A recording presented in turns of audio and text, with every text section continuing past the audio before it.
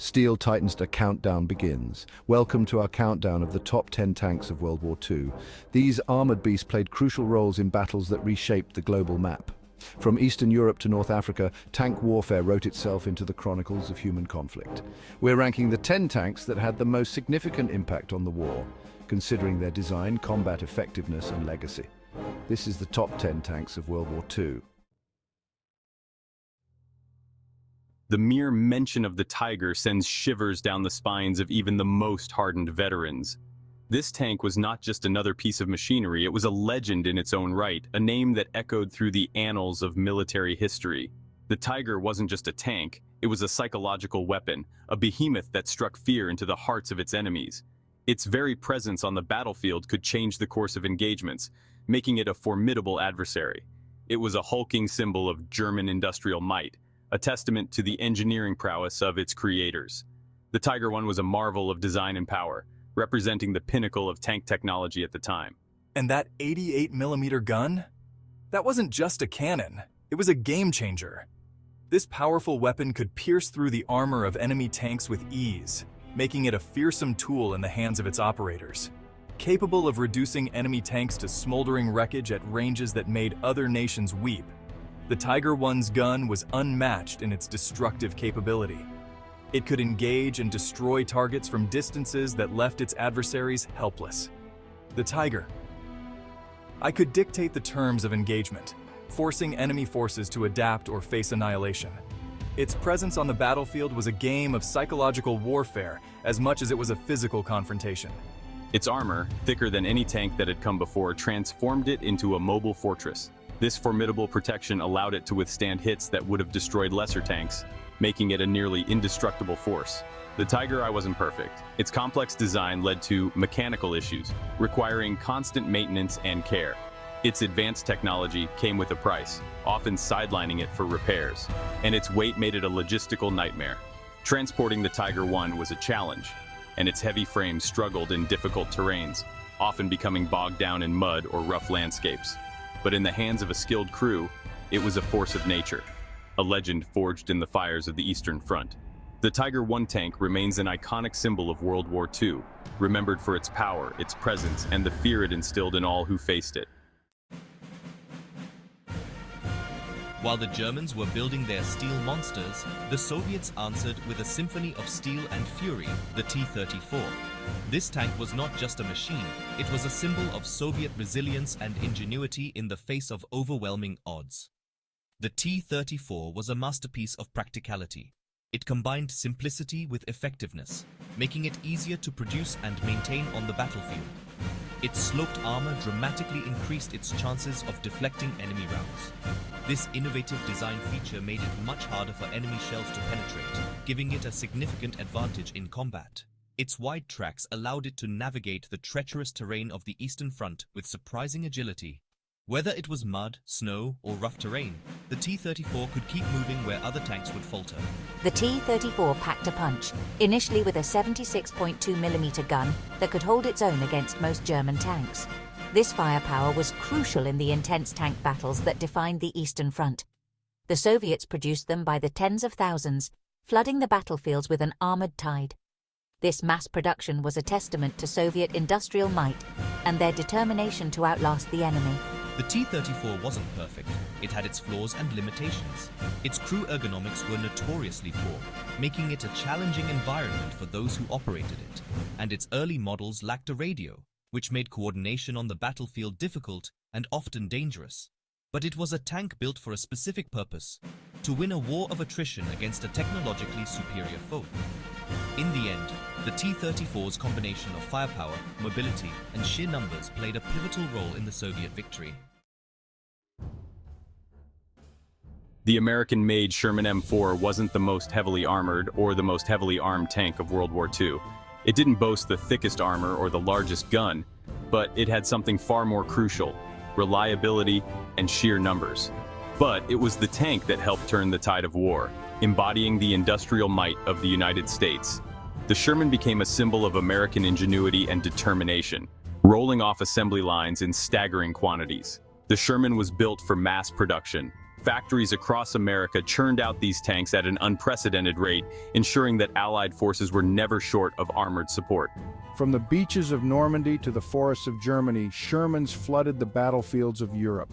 They were present in nearly every major engagement, providing crucial support to infantry and other armored units. The Sherman was incredibly versatile, adaptable for a wide range of roles. Whether it was fitted with a flamethrower used as a recovery vehicle or modified for mine clearing, the Sherman could do it all. While often criticized for its vulnerability to German guns, the Sherman's saving grace was its crew survivability. Its design allowed for quick repairs and easy maintenance, keeping it in the fight longer.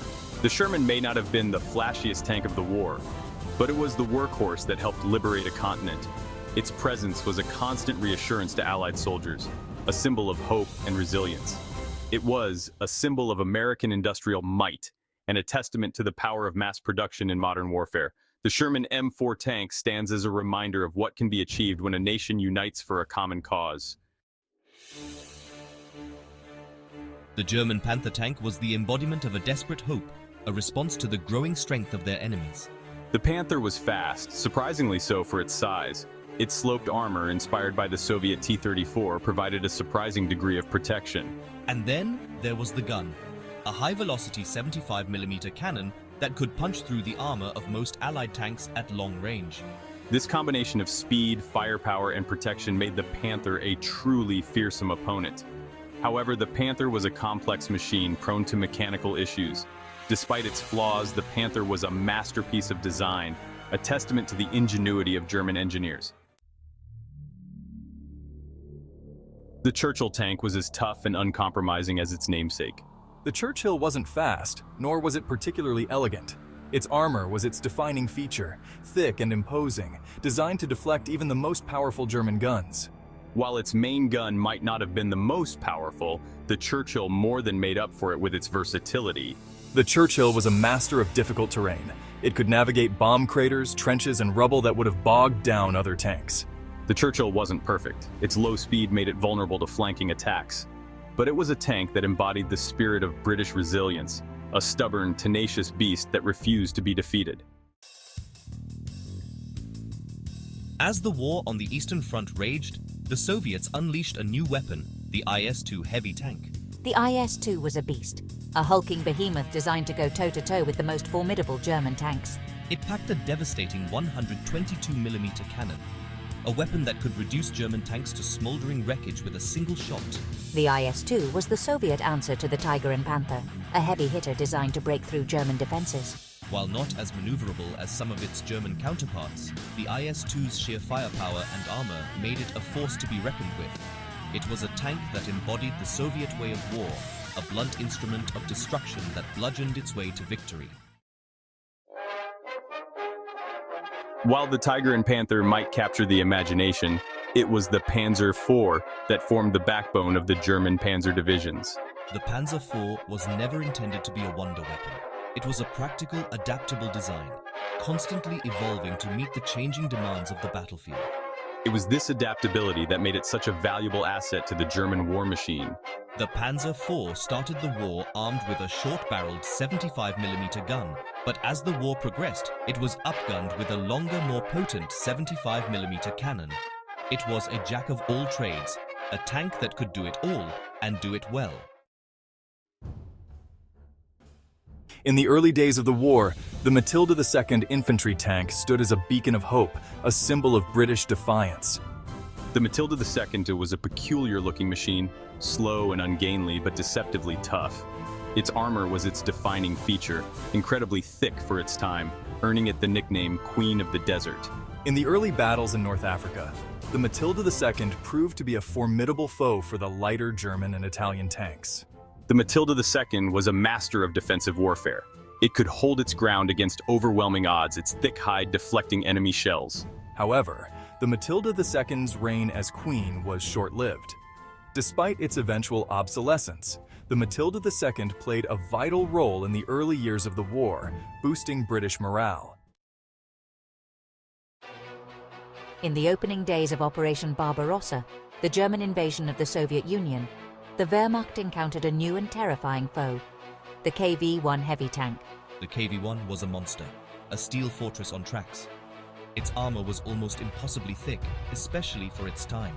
The KV1 was armed with a 76.2mm cannon, capable of dealing devastating blows to German tanks. However, the KV1 was not without its weaknesses. Its mechanical reliability was notoriously poor, and its size and weight made it slow and cumbersome. Furthermore, the KV1's early successes were as much a testament to German tactical surprise as they were to its own merits. Despite its shortcomings, the KV1 played a crucial role in the early stages of the war on the Eastern Front. As the war in Europe entered its final act, the British Army unleashed a new weapon, the Comet cruiser tank. The Comet was a departure from earlier British designs, a tank that finally combined mobility, firepower, and protection in a balanced package. The Comet incorporated many of the features that had been lacking in earlier British designs. Its sloped armor, inspired by the German Panther, provided better protection. The Comet arrived too late to have a decisive impact on the war, but it proved its worth in the final battles. It was a testament to the resilience and adaptability of the British Army, a tank that embodied the fighting spirit of a nation.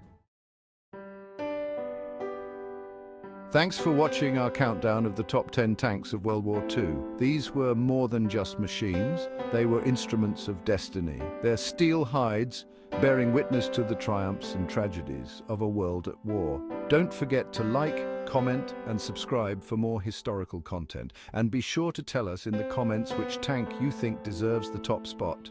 Until next time, keep exploring the past.